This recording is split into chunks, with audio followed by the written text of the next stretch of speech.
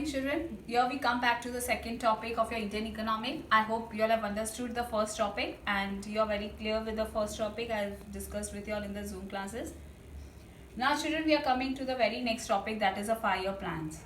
In this economic planning, first you should know what is the definition of economic planning. Economic planning means utilization of country's resources in different development activities in accordance with the nation's priorities. Every country has to give the importance to the planning for the country.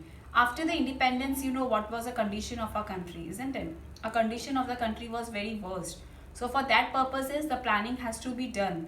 So very first, the chairperson, Professor Mahalanobis, in 1950, he has planned for the development of the country. Planning commission was set and he has planned the economic planning for the country. But this planning, the 5-year plan, which was implemented in 1950, was stopped in 2015. As children, as you all know, because after this, the political party was changed and Narendra Modi has implemented the Niti Aayog.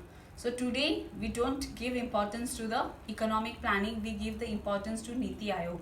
So economic plan was stopped in 2015, but our first plan was started in 1950-51.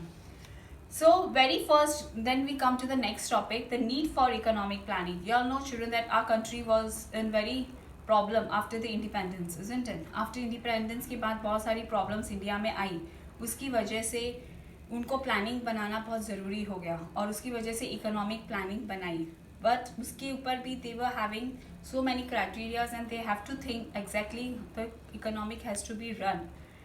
First, the directive planning. As I've talked to y'all, I've talked to y'all in the Zoom classes that directive planning is what?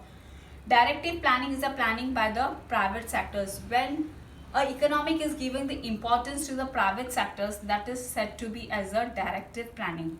And comprehensive planning, when a economic is giving the importance only to the public sector, and it may be a mixed also. As I've discussed with you all, both the planning, the directive planning and comprehensive planning are benefited for the countries. Some countries are adopting directive planning and some countries are adopting the comprehensive planning. Now we'll come to the next topic, types of economics. We are having 3 types of economics. As you all have studied in your lower classes also in 9th and 10th standard also, we have socialist, we have capitalistic, and we have a mixed economic. When we say for the capitalistic economics, children, there are so many countries which are still or which are adopting still the capitalistic economic. Capitalistic always means with the private firms.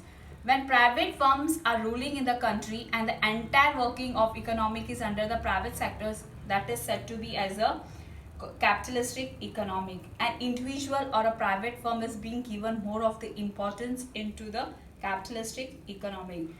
The role of government in this economic is such they give only importance to the law and order and they see only the defense of the country. Rather than this, they don't involve much in the industrial sector.